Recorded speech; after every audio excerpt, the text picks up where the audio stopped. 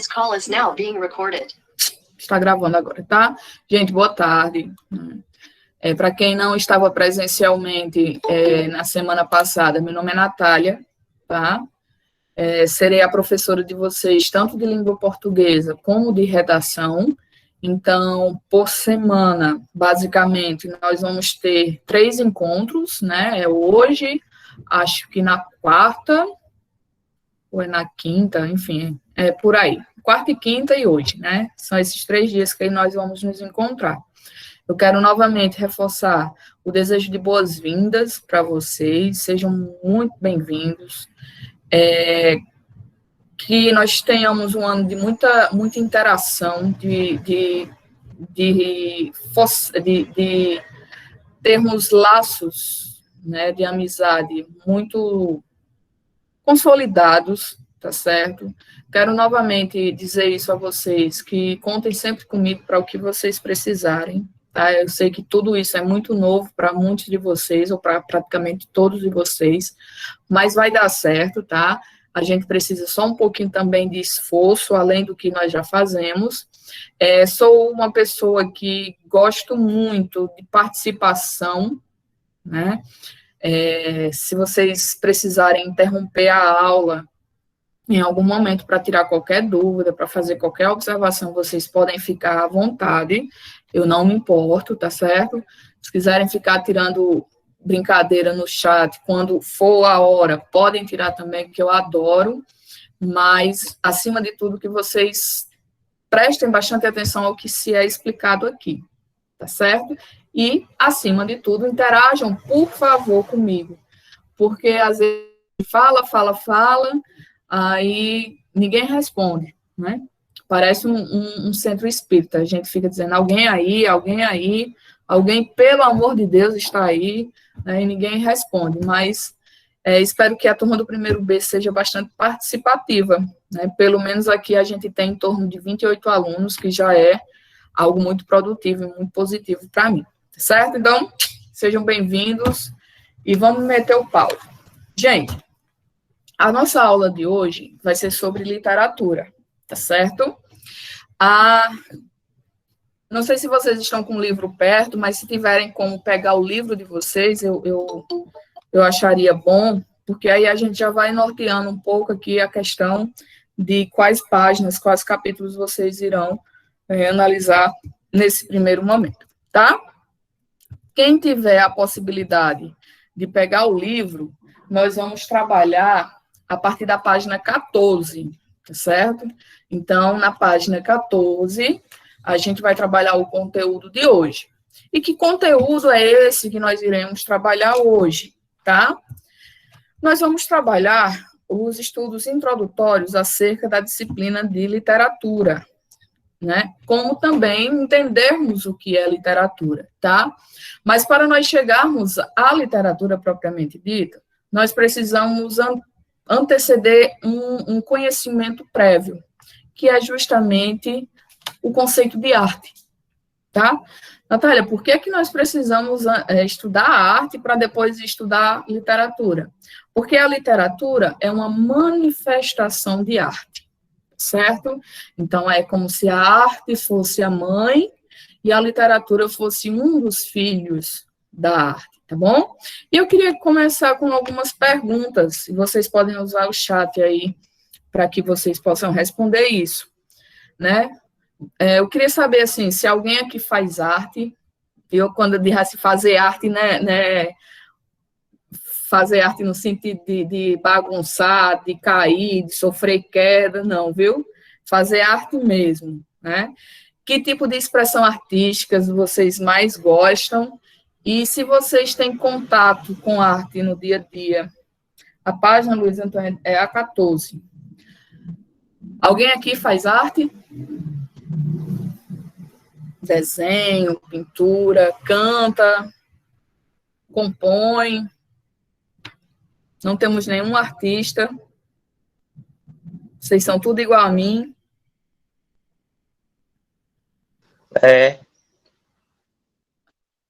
Lascou, viu? Pois então, gente, já que ninguém faz arte aqui, mas qual seria... Mariana disse que faz crochê. Show! Crochê, eu aprendi a fazer só um ponto lá, que é o que a gente chama de vagonite. Sei nem se vagonite é crochê ou é bordado, não é crochê, eu acho. Eu sei fazer isso. Jamile disse que canta, mas é ruim, mas canta, né? Enfim, quais são as expressões artísticas, assim, que vocês mais gostam e que vocês têm mais contato no dia a dia? Vocês poderiam me dizer? Para a gente entender o que é arte, né? Quais expressões artísticas vocês mais gostam? Dança, música, teatro, cinema. Maria Vitória gosta de música. Sebastião disse que gosta de assistir a cinema, né? A filmes. Naira gosta de dançar. Aí, ó, os artistas aparecendo, tá vendo? Maria Clara dança bem igual a mim também. Gabriel disse que gosta de desenhar, mas não sabe desenhar. Acontece. Música e dança, música e cinema. Que bom. Acho que música é a predominante aqui, né? Acho que ninguém vive sem música, né? Seja ela a música da vizinha ou a música do nosso quarto. Então, arte, gente, é isso, tá?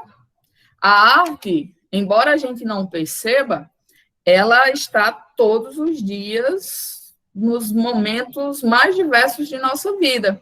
A gente pode encontrar, por exemplo, a arte nas imagens que ilustram os nossos livros didáticos. Para quem está com a página aí, com o livro aberto, na página 15, por exemplo, vocês vão ver que tem uma imagem, né, que tem uma pintura, que tem uma fotografia. Então, isso é arte, a fotografia. Alguém gosta aí de tirar fotos?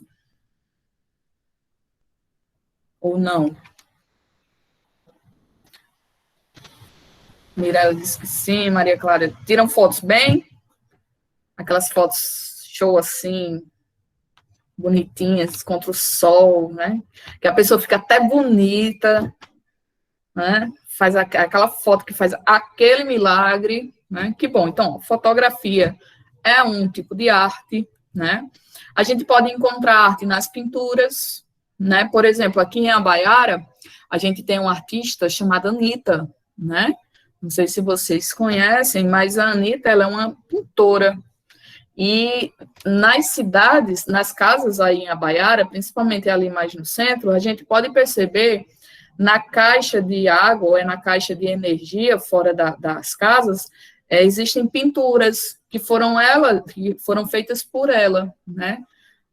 Então, há arte, né, nas pinturas. Nós também podemos encontrar arte em peças de teatro. Nós vamos encontrar arte na dança, né? Para quem disse que dança aí, que gosta de dançar, mesmo que seja na hora de lavar a casa, né? Mas dança. A gente pode encontrar nas músicas que nós ouvimos, a arte é muito presente na música. Nós podemos encontrar arte nos livros que nós lemos, né? E aí seja qualquer livro que nós tenhamos interesse. E nós podemos encontrar também a arte nos filmes que nós assistimos, né?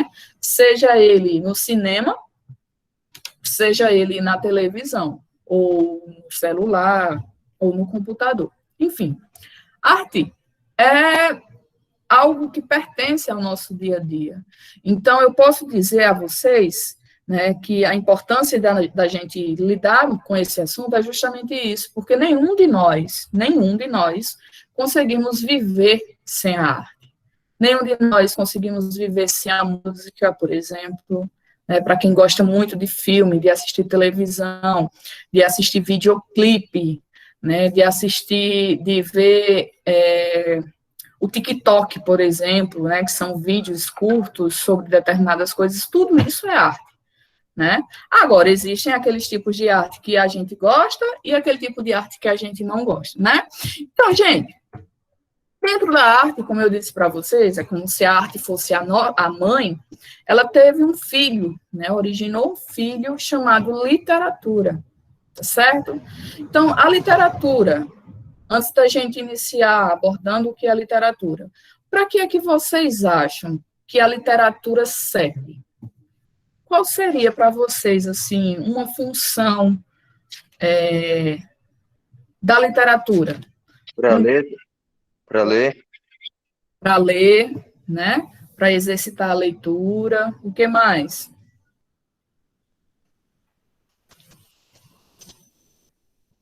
O que mais que vocês acham que serve da literatura? Jamile, qualquer coisa aí você assiste depois, eu vou disponibilizar o link da aula, tá? Além da leitura, para que é que serve a literatura? Quem gosta de ler aqui? Jefferson colocou para se entender mais sobre algum assunto. Verdade, né? A literatura, ela serve para nos informar. Maria Vitória disse que a literatura serve de inspiração, e eu digo isso com propriedade, isso é verdade, Vitória. A literatura, ela pode mudar muito o nosso ponto de vista, né? Trazer uma reflexão sobre determinadas coisas.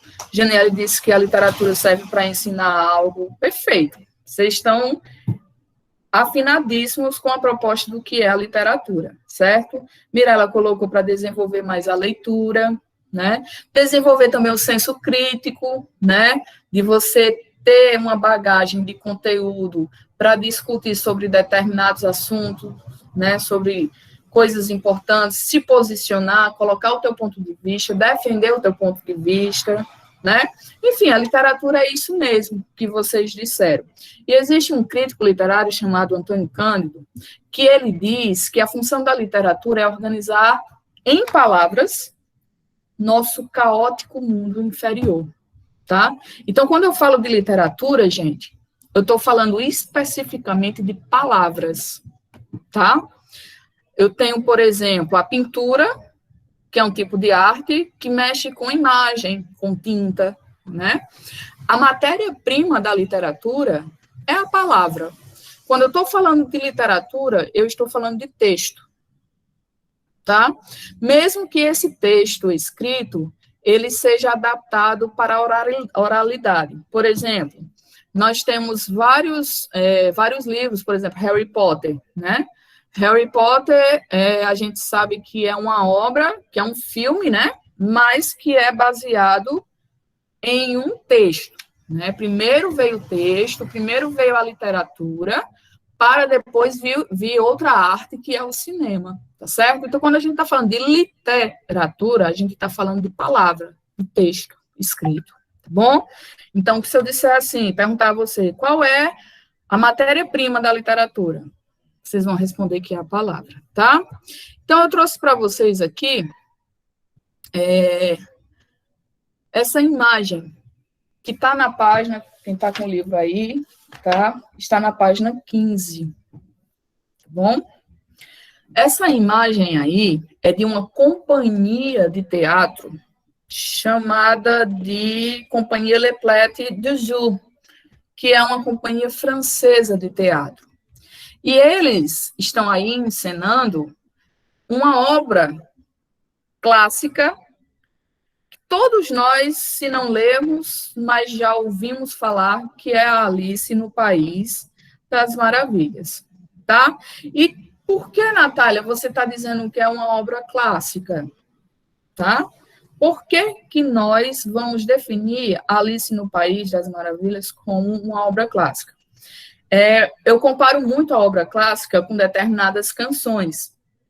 Não tem aquela canção que pode passar, sei lá, 10 anos, 15 anos, 20 anos, que você lembra ela totalmente, que você canta ela totalmente, que você não erra uma letrinha, né? Que você não esquece de jeito nenhum daquela canção. Por quê?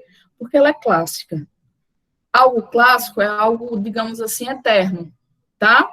E nós vamos ter aqui no livro de vocês que diz o seguinte: o que torna uma obra literária um clássico universal, e quando eu estou falando de universalidade, eu estou dizendo que é o mundo inteiro, é a ponto de atravessar o tempo fascinando leitores e inspirando artistas. O que é que faz com que uma obra seja universal? Né? Que seja um clássico? é isso aí, ó. Um clássico é um livro que nunca terminou de dizer aquilo que tinha para dizer, tá? Jefferson colocou aqui que é um filme, que é um bom filme, né? Mas a gente tem que entender que esse filme já é baseado numa obra literária, que é uma obra escrita. Então, perceba, ó, que o Alice no País das Maravilhas é um livro que já foi transformado, como o Jefferson colocou aí, em um filme que, como eu estou trazendo aqui para vocês, também é uma obra que saiu do livro e foi para o teatro, tá? A gente vê que Alice no País das Maravilhas pode se tornar tema de aniversário de criança, né? Tema de aniversário de adulto também, né? Isso não impede. A gente também encontra Alice no País das Maravilhas em brinquedos, né? Em roupas. Então, o que faz dela um clássico é justamente isso. É a ideia de que, mesmo que seja um livro com início, meio e fim, ele ainda tem muito a ser contado, dependendo do local onde se é contado. Na música, por exemplo, se eu pedisse agora para vocês, sei lá, se vocês tivessem a desenvoltura de criar uma canção, de criar letras de canções, e disser assim, ó, o tema é Alice no País das Maravilhas, quero que vocês criem uma música, componham uma música. Então, vocês iriam compor uma música contando sobre Alice no País das Maravilhas, tá? Então, é muito, né? Em obras de arte também, Jefferson, eu posso, por exemplo, pintar a Alice, eu posso esculpir a Alice, né? Então, o que faz dela um clássico é justamente essas inúmeras possibilidades de a arte interpretar e reinterpretar essa narrativa, certo? E eu trouxe aqui para vocês uma canção, a letra de uma canção, que é de um compositor chamado Carlos Drummond de Andrade. É um autor, basicamente, que nós vamos estudar, se Deus quiser, quando estivermos lá no 3º ano, tá certo? E essa música, aliás, esse poema, que foi musicado, tá? É um poema que foi musicado. Ele diz o seguinte, ó, prestem atenção na minha leitura. E agora, José? A festa acabou, a luz apagou, o povo sumiu, a noite esfriou. E agora, José? E agora você? Você que é sem nome, que zomba dos outros, você que faz versos, que ama protesta. E agora, José? José está sem mulher, está sem carinho, está sem discurso, já não pode beber, já não pode fumar, cuspir já não pode, a noite esfriou, o dia não veio, o bonde não veio, o riso não veio a utopia, e tudo acabou, e tudo fugiu, e tudo mofou. E agora, José? Sua doce palavra, seu instante de febre, sua gula e jejum, sua biblioteca, sua lavra de ouro, seu terno de vidro, sua incoerência, seu ódio, e agora? Com a chave na mão, quer abrir a porta, não existe porta. Quer morrer no mar, mas o mar secou. Quer ir para Minas, Minas não há mais. José, e agora? Se você gritasse, se você gemesse, se você tocasse a valsa vienense, se você dormisse, se você cansasse, se você morresse, mas você não morre. Você é duro, José. Sozinho no escuro, qual bicho do mato, sem teogonia, sem parede nua, parecia encostar, sem cavalo preto, que fuja no galope, você marcha, José. José, para onde? Então, perceba que José, não sei se vocês já ouviram essa expressão no dia a dia, quando você diz assim, e agora, José? Né? José trata-se de um personagem que simplesmente tudo se fechou na vida dele. Né? José se tornou aquela pessoa sem sorte em absolutamente tudo. Tudo que era possível para José se fechou. Né? Tudo que José gostava, acabou. Tá? Então, esse poema, ele é considerado literatura, uma obra literária, justamente porque ele traz, nesse poema, algumas das funções que vocês já disseram que existia na literatura, que é, por exemplo, a literatura como arte da palavra, né? Como eu disse para vocês, qual é a matéria-prima da literatura? A palavra. Então, a gente vai encontrar um texto com palavras, né? E ali ele vai utilizar uma linguagem artística, que tem rimas, por exemplo, né? Que tem ritmo, que ao ler nós podemos fazer uma imagem na nossa cabeça. Por exemplo, quando ele fala aqui sobre terno de vidro, né? Terno de vidro. A gente pode parar um pouco e pensar e criar essa imagem do terno de vidro na nossa cabeça. Porque a literatura permite que a gente mentalize, que a gente recrie em nossa imaginação aquilo que nós estamos lendo, tá? A literatura também é uma recriação da realidade, né? Se eu perguntar aqui para vocês, se em algum momento da vida de vocês já ficaram como o José, vocês vão dizer que sim, né? Aqueles momentos em que você fica angustiado, aqueles momentos em que você procura uma saída, uma solução para determinados problemas, mas você não consegue, né? Você acaba perdendo muitas coisas, né? Ao invés de estar ganhando, né? Então, eu posso dizer que a literatura ela vai recriar a realidade? Sim, certo? E com a realidade retratada no poema José? O escritor literário recria a realidade a partir de sua visão particular. No poema José, por exemplo, Drummond, que é o poeta, parte de uma realidade concreta, que é o contexto da Segunda Guerra Mundial.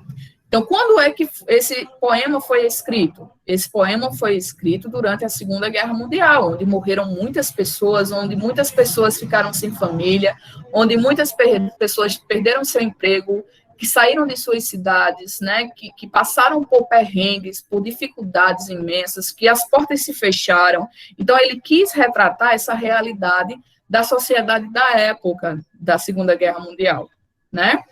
E, nesse momento, ele vai misturar o ficcional com a realidade, né? Esse José existiu na vida real? Não. Mas quantos Josés nós não temos, né, espalhado pelo mundo, tá? Outra função da literatura, que alguém disse aqui, que é justamente a questão do prazer, né? Ler a literatura como prazer. É uma das funções também, né? É por isso que é importante, gente, vocês entenderem uma coisa. Muita gente diz, eu não gosto de ler. Não, não é que não gosta de ler. É que, geralmente, o que foi apresentado para vocês como literatura, como texto, né? Às vezes é um texto que realmente não chama a atenção de vocês, não é daquele assunto que vocês gostam, mas todo mundo gosta de ler, sim. Vocês passam o dia inteiro em frente a um celular, lendo, né? Lendo. Seja memes, sejam fofocas, sejam as conversas dos amigos de vocês, sejam textos, frases reflexivas, né, de autores. Nós lemos praticamente o dia inteiro. Nós lemos. Se disser assim, o brasileiro não lê, é mentira, tá? Nós somos, acho que a população, a mundial atual, é uma das populações que mais lê durante todos esses anos, porque a gente tem a internet a nosso favor, né, na nossa mão. Agora, existe a leitura e a leitura, né? Você passar o seu tempo todinho lendo apenas conversas sem futuro, de tu e de tua amiga, ou de tu e de teu amigo, aí é outra coisa, né? Aí, meu amigo, você não desenvolve a leitura, às vezes você, pela conversa do WhatsApp, acaba conversando com seu amigo, tem uma palavra lá que você já digitou tanto errado, que essa palavra, na hora que você digita, ela automaticamente, o corretor já reconhece que é certo e vai mandando, e vai mandando, e vai mandando, e você vai, com o tempo, naturalizando aquela palavra errada, né? A gente tem que ter cuidado com o que a gente lê também, tá? Mas, que na internet nós podemos ler literatura, podemos. Uma história curta, um conto curto, tá? Isso a gente pode encontrar no Facebook, no Instagram, né, onde a gente tiver acesso. As redes sociais, né? Literatura como experiência, né? A literatura nos permite ampliar as nossas experiências, embora por meio de vivências experimentadas em um mundo ficcional. Então, a gente pode, por exemplo, antigamente, hoje eu não tenho mais esse costume, mas eu tinha um diário Nesse diário eu escrevia tudo o que acontecia comigo durante o dia, né?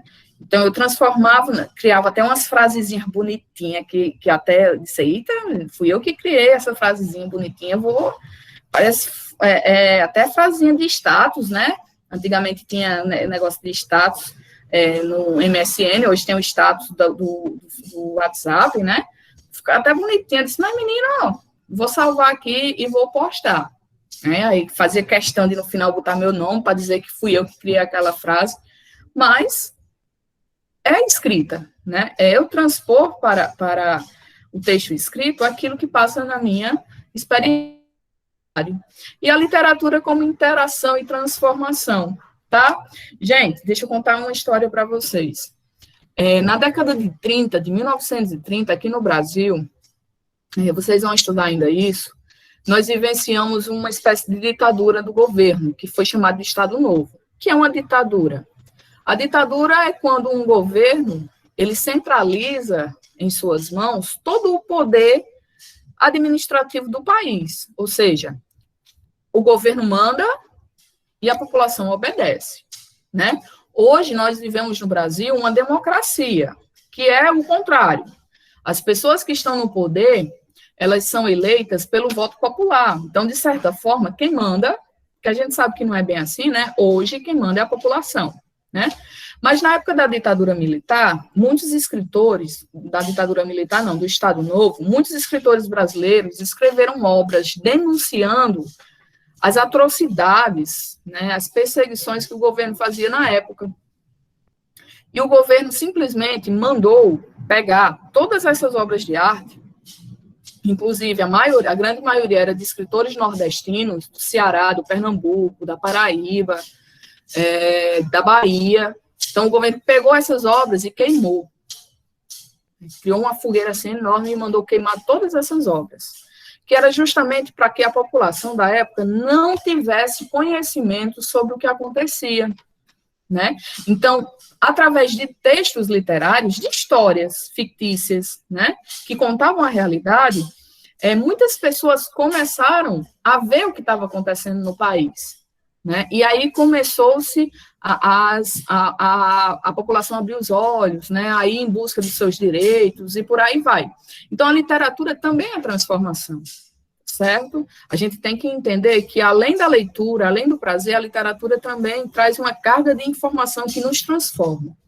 E eu trouxe para vocês aqui um poema. Esse poema está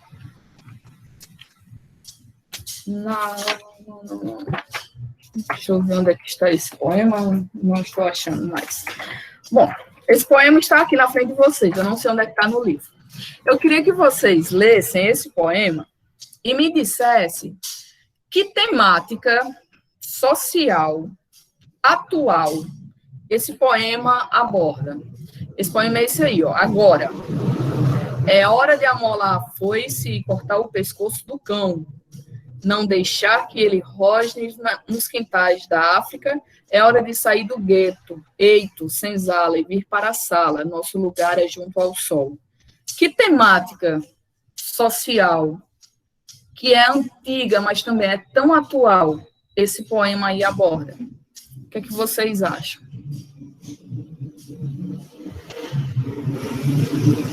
Qual seria essa temática? O tema desse qual é a denúncia, digamos assim, que esse poema está fazendo?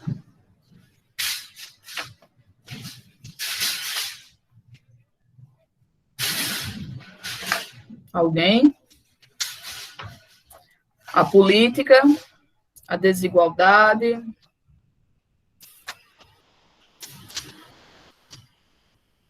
que mais? Coronavírus. Essa foi boa.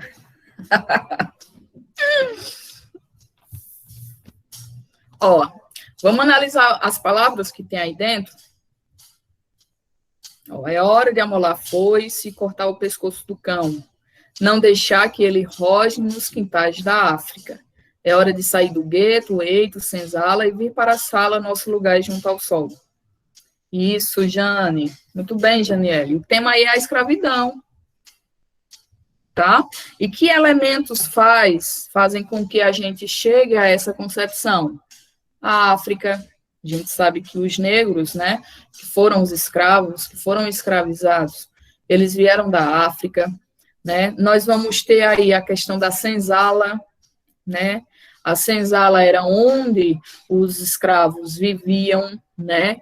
O gueto é hoje o que a gente chama da moradia dos negros. Gueto é igual a favela, a gente conhece por favela, certo? É dizer que sair da senzala, ou seja, lá do submundo para vir para a sala, né? Ou seja, mostrar que o negro ele tem o mesmo direito que o branco, que o pardo, né? Quando eu disse a vocês que era sobre um tema antigo, mas tão atual, né? A gente está abordando isso, essa questão, Jamile, que você colocou aí mesmo, a liberdade, né? A liberdade que os negros têm, mas que, infelizmente, nem todos reconhecem, né? A gente sabe que o Brasil é um dos países mais racistas que nós temos no mundo, tá? Então, gente, eu posso dizer, então, que a literatura, ela traz essa transformação? Sim, tá? Eu posso analisar esse poema e fazer uma reflexão sobre minha postura em relação aos negros, por exemplo. Será que eu sou racista? Será que eu penso como racista?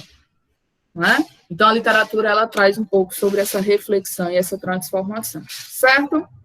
Dentro da literatura, eu quero fazer uma brincadeirazinha com vocês, tá? Dentro da literatura, nós vamos ter a intertextualidade. O que é intertextualidade? Tá? É a relação entre os textos em que um faz o uso do outro. Tá? É como se eu tivesse dentro de um texto, três textos, três histórias diferentes, né?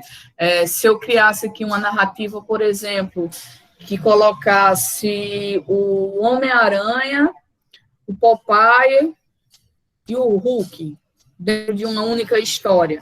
Então, ia ter uma intertextualidade, né?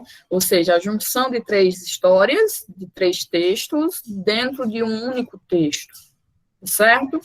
E eu trouxe para vocês aqui, e aí eu quero testar o conhecimento de vocês, vamos ver se vocês são bons nisso, algumas imagens que elas têm um caráter de intertextualidade. Elas são imagens, né? Então, é uma arte, é uma pintura, é uma fotografia, é um desenho. Então, a gente tem um tipo de texto, que é o desenho, e que ele brinca, ele dialoga com outros textos conhecidos da gente, tá certo? Então, eu vou querer mostrar aqui para vocês, para ver se vocês, através dessa imagem, vocês conseguem identificar de que obra, de que texto eu estou falando, tá certo? A primeira imagem é essa daqui, ó. Essa imagem aí traz para vocês alguma lembrança de uma história? Tá aparecendo, não. Tá aparecendo, não? Tá, não. Não, não está aparecendo. Acho que alguém parou a apresentação.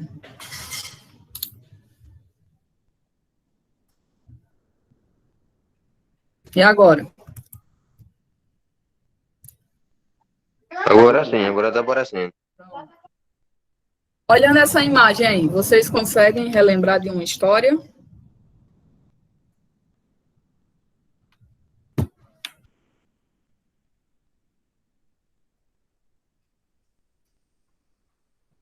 Qual história que esse desenho aí tá querendo fazer com que a gente lembre? É uma história clássica. Vamos ver se vocês conseguem descobrir. Não tá o quê?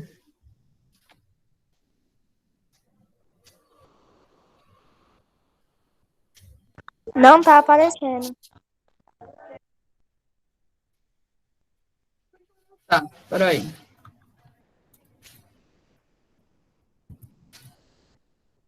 Coisas da tecnologia. Calma que vai dar certo. Pra mim tava aparecendo. Para mim também. Pra mim também. Pra mim também tava aparecendo. Vocês têm que clicar na apresentação, viu? Selecionar a apresentação. Deixa eu botar de novo.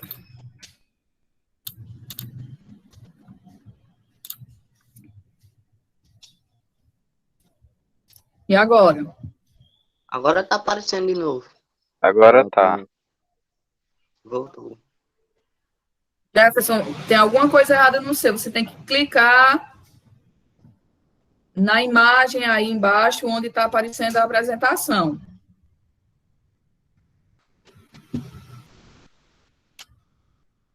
Aí embaixo da apresentação, onde tem assim o nome, você, Roberto, aí o nome dos seus colegas. Você tem que... Deu certo? Pronto. Vamos, gente. Um cheiro no olho, quem adivinhar. Essa imagem aí retrata qual história clássica? Eu vou dar a dica, é uma história infantil. É a dos índios, é? Não.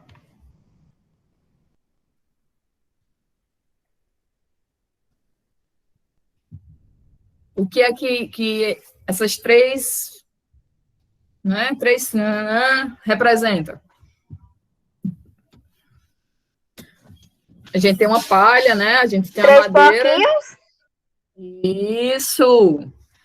Exatamente. A intertextualidade feita aí é justamente com os 3 porquinhos, né? A gente tem a palha, a primeira, nós temos a casa da palha, né? A casa de madeira e a casa de tijolo, tá certo? Então, remete justamente. Essa daqui, remete a qual? Rapunzel. Rapunzel, né? Que é justamente a narrativa, a história clássica da princesa que tem as tranças enormes, né? E que é salva pelo seu amor, bababá, bababá. Esta daqui. Chapeuzinho vermelho. Chapeuzinho vermelho. Isso. Vocês conseguem ver o logo? Onde é que está o logo?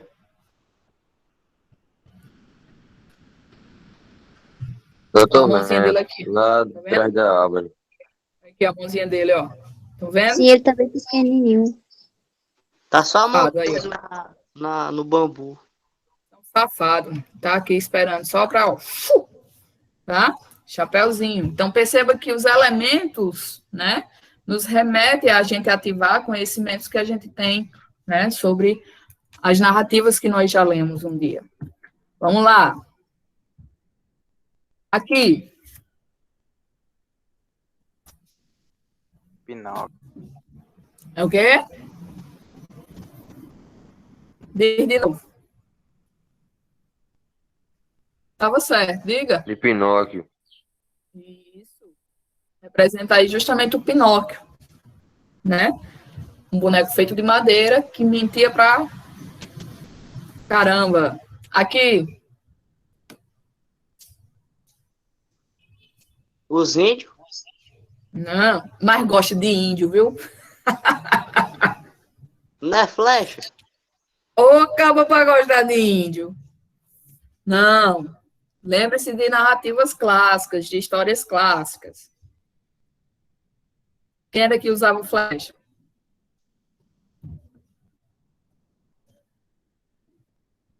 Que texto clássico tinha um personagem que usava flecha?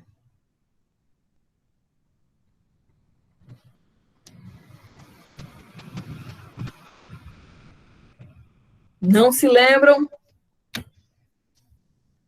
Aquela menina do cabelo vermelho?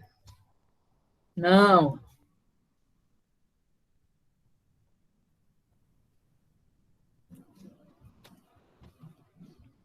Quem era, gente, que usava flecha? Que roubava dos ricos. Isso, Cauã. Robin Hood. Eu sei de qual é. Essa daqui. Muito no Justamente o vale. Robin Ele Hood. fica soltando mecha. É, o Robin Hood, né? Que a gente sabe que tirava dos ricos para dar aos pobres, né? Por aí vai. E essa daqui. Branca de Neve. Essa daí é Branca de muito Neve. fácil. Essa daí é muito, muito, muito fácil, tá? Então, a gente tem aí a intertextualidade, né? Que vocês perceberam através de imagens, né? Da mistura de imagens, e descobriram que obras literárias essas imagens traziam para que vocês pudessem descobrir, tá? Ou seja, obras que vocês já leram um dia, né? Que vocês já tiveram um contato, principalmente na infância, certo?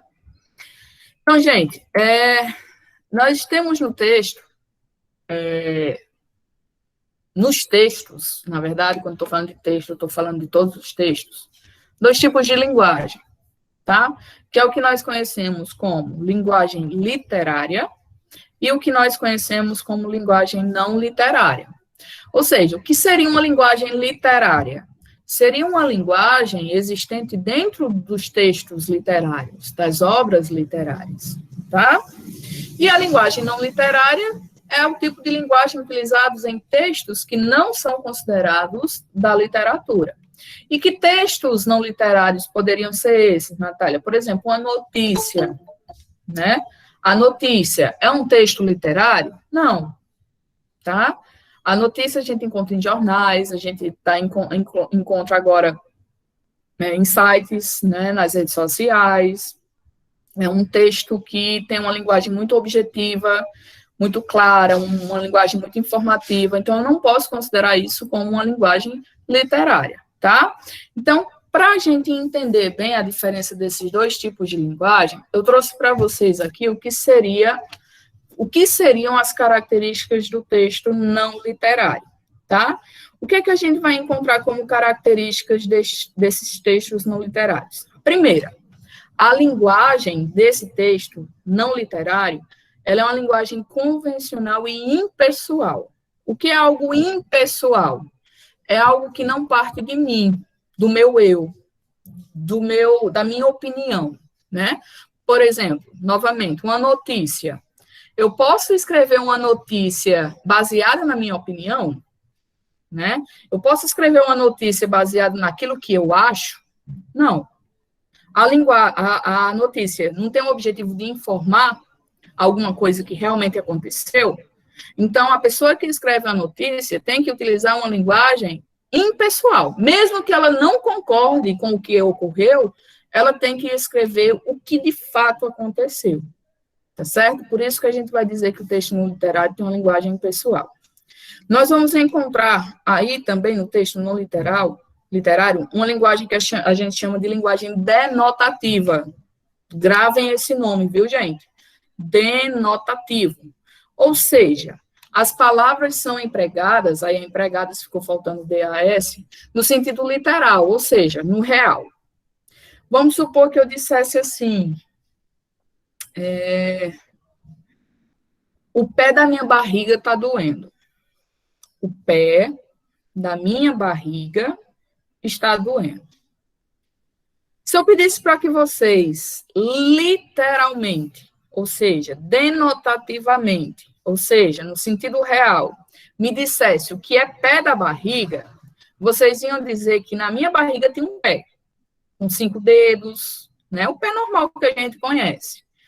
Então, o que seria uma linguagem denotativa? É uma linguagem real, né? Se eu disser assim, seu beijo é como chama, é como fogo, né? O teu beijo é como fogo. Literalmente falando, denotativamente falando, se tu beijasse essa pessoa, tu ia sair toda queimada. Tá certo? Então, a linguagem denotativa é aquela linguagem real. É aquilo que realmente eu quero dizer. Tá certo? Isso no texto não literário. O texto não literário, como eu já disse, tem que representar a realidade, né? O texto literário, eu posso criar, por exemplo, agora uma história em que existem sonhinhos, macaquinhos, no céu, pulando nas nuvens, né? Isso é real? Não. Isso é fictício, isso é literário, tá? O texto não literário, ele tem que representar a realidade, tá? E são textos que priorizam a informação. Já o texto literário, gente, tem uma linguagem empregada que é de conteúdo pessoal, ou seja, é uma linguagem que vem do eu. Eu, enquanto escrevo um texto literário, eu posso manipular minhas palavras, minhas expressões, tá? E dentro dessas minhas palavras e expressões, eu vou trazer emoções, né? Por quê? Porque eu vou trazer a subjetividade. E aí a gente vai para aqueles poemas de amor, a gente vai para aquelas canções que nós escutamos todo dia, e para quem está sofrendo, né, de amor, que quando escuta, chega, vai na alma, chega, vai lá dentro, né? Porque a linguagem literária, ela toca no íntimo das pessoas, tá? O texto literário vai ter uma linguagem conotativa. E o que é a linguagem conotativa? É aquela linguagem que utiliza figuras de linguagem, ou seja, a linguagem conotativa é o oposto da denotativa. Então, quando eu digo que tua boca é como fogo, eu estou usando uma linguagem conotativa. Não tem como, na vida real, uma boca, um beijo, ser um fogo. Não existe, tá? Nós vamos encontrar nos textos literários uma linguagem poética, lírica, que expressa com objetivos estéticos na recriação da realidade ou a criação de uma realidade intangível somente literária. Ou seja, eu posso pegar uma história real e trazer para personagens fictícios, né? Por exemplo, a história da Rapunzel, por exemplo. É a história de uma princesa que se apaixona por um príncipe, né? Aí tem essa questão das tranças, papapá, que isso é uma ficção. Mas na vida real, existem pessoas que se amam, né? Existem pessoas, relacionamentos, pessoas que fazem de tudo, né, para dar certo, para ficarem juntos. Existe. Então, eu posso pegar essa realidade e trazer para a ficção. E no texto literário também eu vou ter a questão da expressão, das rimas, né, das imagens que são criadas na nossa cabeça, tá certo? Na próxima aula, nós vamos trabalhar a identificação desses textos não literários e literários. Eu vou trazer para vocês algumas canções, alguns textos, tá? Que é para vocês dizerem, aqui é um texto não literário, aqui é um texto literário, tá certo? Só para a gente fixar e para ver se a gente realmente aprendeu a diferenciação de um e do outro, tá certo? Alguma dúvida, pessoal? Não. Valeu aí pela participação, tá certo? Um cheiro enorme. Fiquem com Deus e até a nossa próxima aula, viu? Até.